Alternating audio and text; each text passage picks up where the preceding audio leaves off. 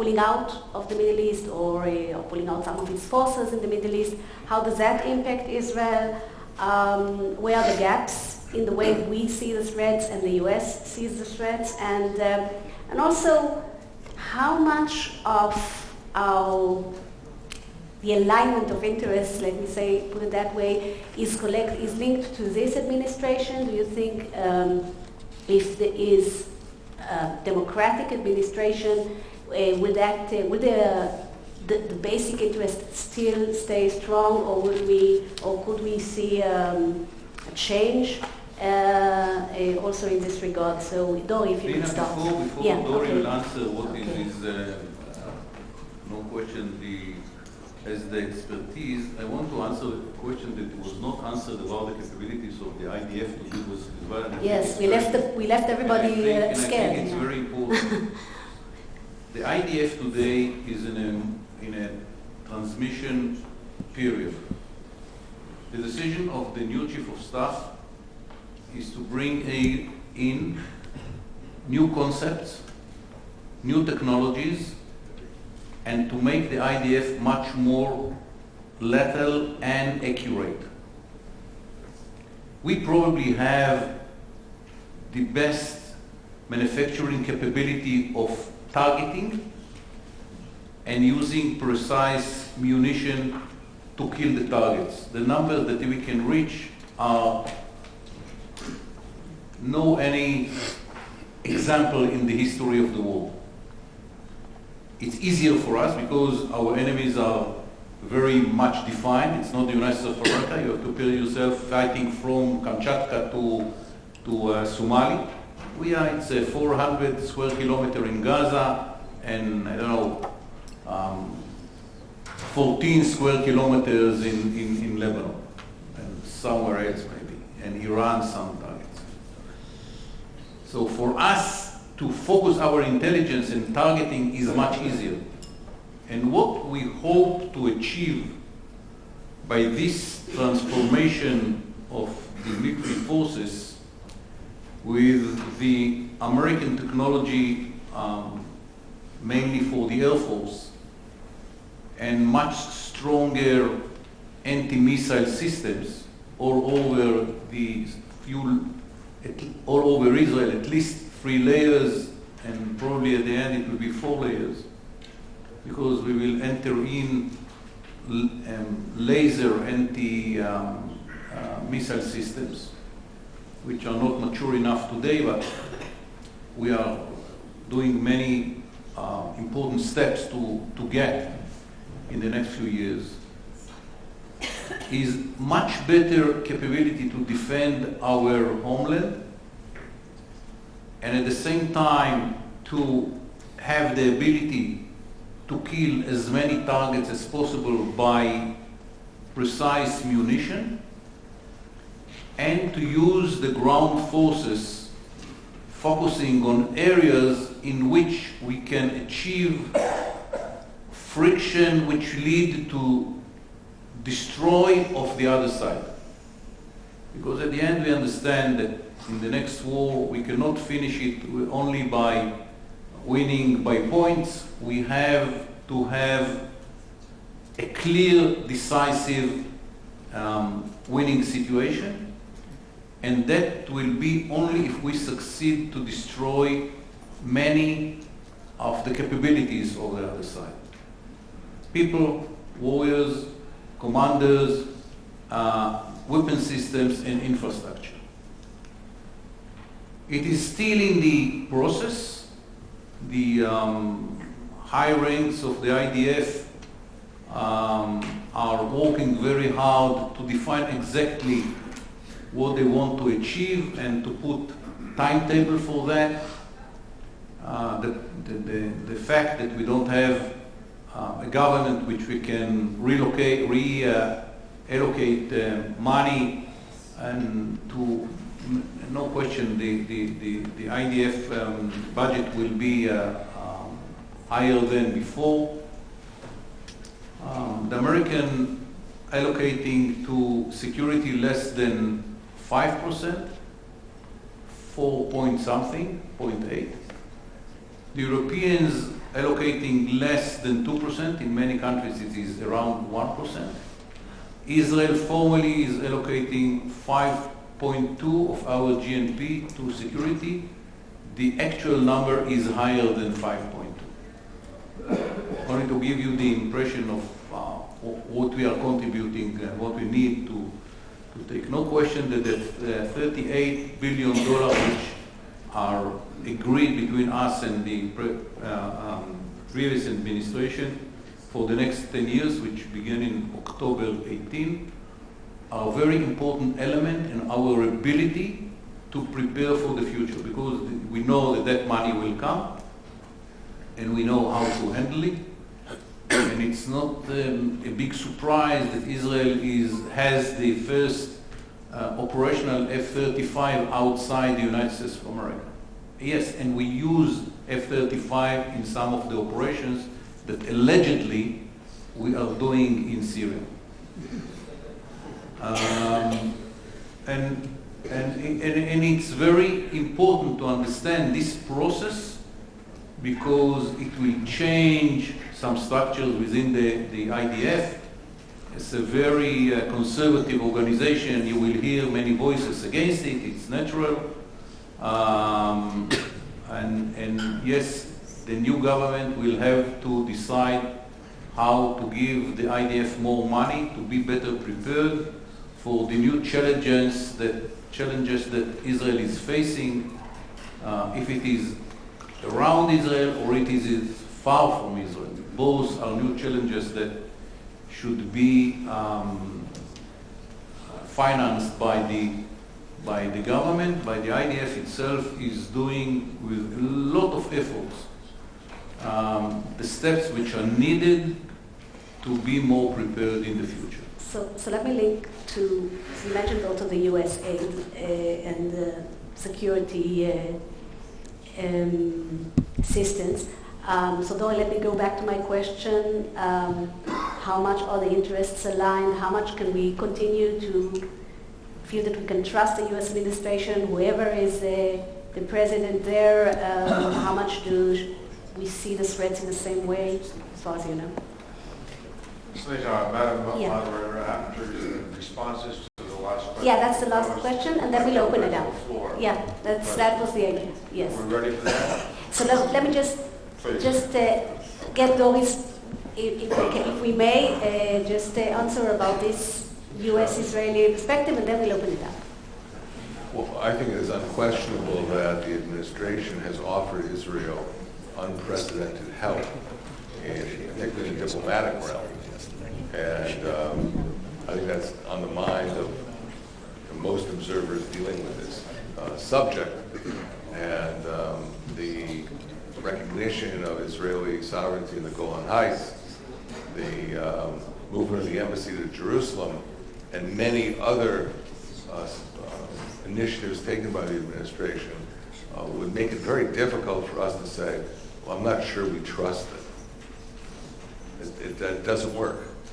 You can have, and in America there are many different views of the Trump administration. You know, if you're a member of the Democratic Party, everyone has their own particular orientation. But on this issue of Israel trusting Washington, I don't think there's a problem. And to the contrary, I think we're receiving support that we haven't ever received before.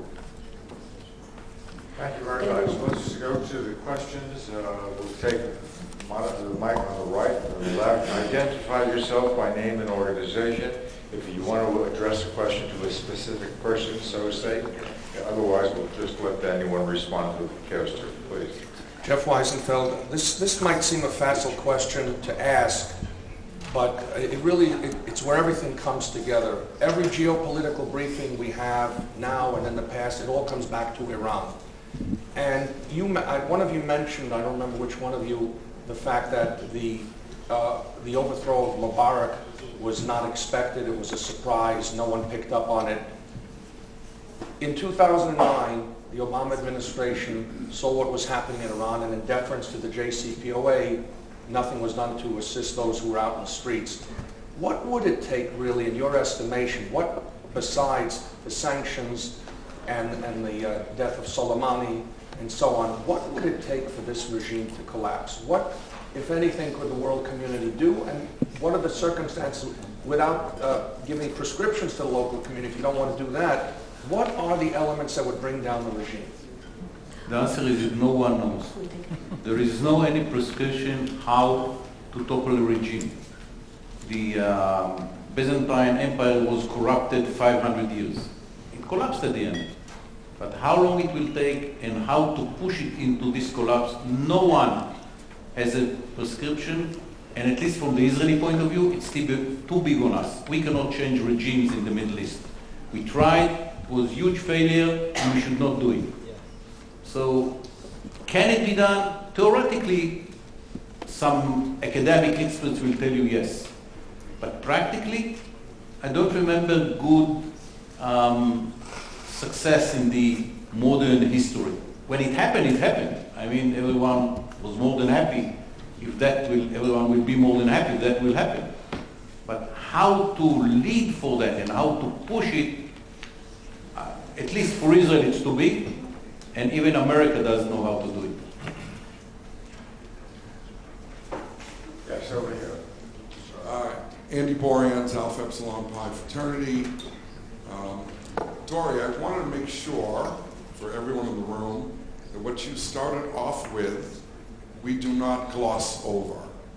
The importance of the top 10 on your list and the top 10 on the Arab ambassador list, and the fact that the Palestinian issue was not a priority is extremely important, and we cannot gloss that over. And then I have a challenge, and you can feel free to call me Pisha if you'd like, but my understanding of these demonstrations on the streets, most of this is dramatic theater. Thugs go into people's homes with pre-made signs. These signs are not made by the people that live in these houses. They tell them to go on the street and scream and yell and cry, or we're going to kill your children. And this is thousands of people that they amass. And these demonstrations are a dramatic amount of theater. There's certainly some people that feel that way, but this is a government-controlled issue. Again, if I'm wrong, please let me know. But if you know about this, if you know something that give you support to your idea, I didn't see I never saw intelligence which saying that the governments in the Arab states are forcing the people to demonstrate against the government when it is coming to the Palestinians, with all due respect. If you have an intelligence, it's very interesting. That's everything that I've learned. But that's in Arabic, there is the famous word, mu'amara. Everything you don't know to explain, you say it's mu'amara, it's conspiracy. What you say reminds me of the mu'amara, but it's basically... All right. Okay, next. Thank you. By the way, if you have two explanations, one is mu'amara or conspiracy, and one is stupidity, take the stupidity, it's more often. Hi, Josh Katzen from Camera in Boston. Yaakov, you seemed, for you, wildly enthusiastic about the death of Soleimani. Why didn't Israel do it earlier? And also, we visited the tunnels. We decided to outsource it. Okay. That's usually India. And we asked the Indians, we asked the Chinese, we asked others, but in the end, the Americans agreed to do it. It's called outsourcing, right? Outsourcing, yes. What's been the effect on Hezbollah's morale and finances of the Israeli discovery and destruction of the tunnels? This is a very good question. I think that the card of the tunnels was very important in the strategic plans of Hezbollah. And the fact that we succeeded to eliminate them was very important part of postponing or taking the Iranians and Hezbollah by surprise, telling them first, you lose one of your cards, which was very important, kept very secretly, and think all the time what we know that we didn't expose when you make decisions. The longer the distance from this operation, the ability of Hezbollah to recover and to find other solutions is of course there, but I think that it was a very important decision which was taken by at the end by the Chief of Staff and the Prime Minister to say to the Iranians and Hezbollah, we know more than you think, so be careful. I think it was very important, and leave alone the issue that it is taking very important card from their plans in the future. This is for eternity. And maybe also just to add a sense of security for the Israelis living in the north, which we mustn't forget also is an important component. Yeah. Please. Hi, Robbie Herskowitz from Amuna. It seems like you have a lot of military ideas, but the street is a very important part of what's going on there. There is some collaboration with some Arab nations. Is there anything that you have in effect to try to change the mindset of the street, which would help in your going further with getting rid of Hezbollah? Whether it's social media or something like that you're working with to try to change their mindset. Got it. Let's move along. Look, we can play with many creative ideas. The fact is, the game changer in this arena is only our capabilities. Amidror has mentioned the tunnels. You know, that's another example of why Qasem Soleimani disappearance is so important. Nasrallah threatened Israel to take over the Galilee. Can you imagine what could happen if they succeeded? And the tunnels could cause it to be successful. The moment we destroyed it, Nasrallah disappeared. One of the reasons I think it disappeared is this fiasco strategic failure combined with Qasem Soleimani retirement is very important. Now, how can we have impact or influence on the Arab Street? It depends which Arab Street. Are we capable or incapable? I don't want to change the image of Israel. We are controlling the whole world. I'm not sure we do have more than marginal influence on events on the street. In Beirut, they feel terrible. So that's their motivation. In Syria we know. In Iraq is failed state. I mean, we cannot do much about it alone. About the collapse of the regime, if there is no, like Khomeini, when he landed in Tehran, he's supported by friends, in a way, and by Carter, in a way. And today, there is no international decision to cause the collapse of the regime. Sanctions, to convince them, to change their priorities, as long as there is no real external, even in this case, I'm not sure it will be successful. But to cope with the brutality of this regime against the innocent demonstrators, the balance is negative for them. So with all due respect to these ideas, we are using them, but the outcome is very marginal. If I can add, I do think from that the younger generations on Facebook, there are many links also that between young people in the Arab world and the Israelis or people in the Western world that are more supportive of Israel. So there is some discourse there that maybe in the future could have some kind of impact. We did have with Syria the Good Neighbor operation, I think it was called. It was helping the Syrians hospitalized in Israel. So these small things, I agree, they don't make a huge change, not something that you can see, of course not in the near range, but I think these are important things, and I think they should be and can be done more about that. Don't be too optimistic about it. Remember the demonstrations in Cairo when the CNN spoke with very good English speakers and Jefferson was behind the corner speaking about democracy. At the end of the day, 78% of the Egyptians voted for Islamic parties. all the time when you speak about the Muslim world, take it into account that those who are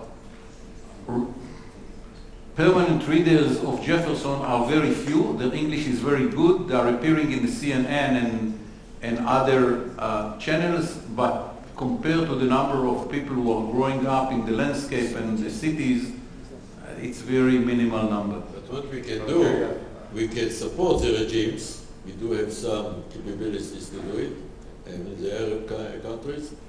And I prefer their stability than all these games with democracies and bringing up the Muslim brothers. That they're better for them and for us to be in jail. Not to be rude, I'd like to try to reach everyone at the microphone, no more people at the mic. So if our panelists would just minimize their comments a little bit, that would be helpful to get around. We will minimize it to yes and no. Bob Rosenshine, Jerusalem, China, Russia. What are their strategies and the predictability of such strategies? Another hour. Another hour? No, I mean, Yes and no. But maybe Dov, a sentence about Russia?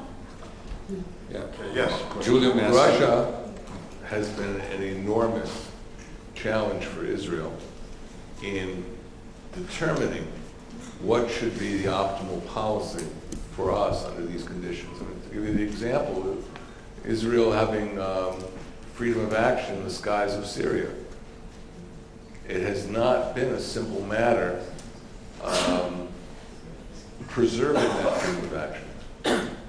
And I don't know which of you said something about the Russians being concerned sometimes with Iran getting too strong.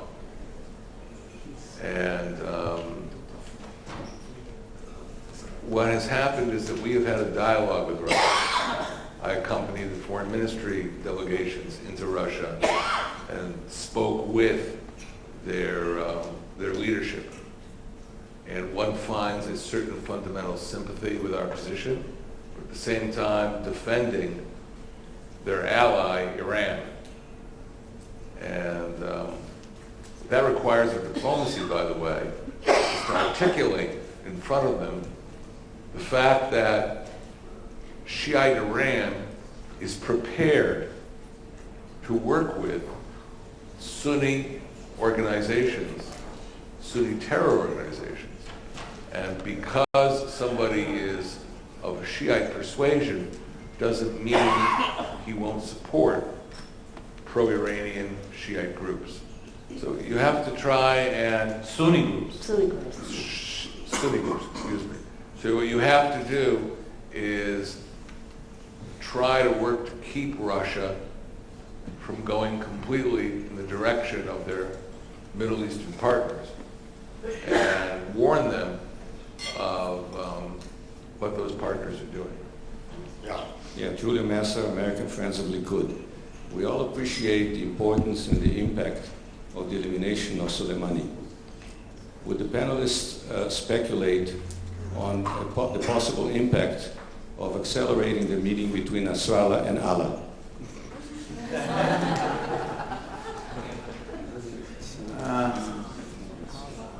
I think that he is the most cautious leader now in the Middle East. Why to eliminate him?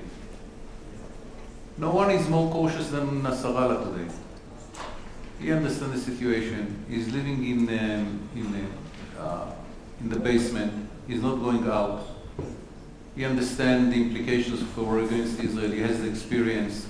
I think he's doing very positive role now. Why to eliminate? No, in terms of connections with Iran. I mean, we did it to his predecessor,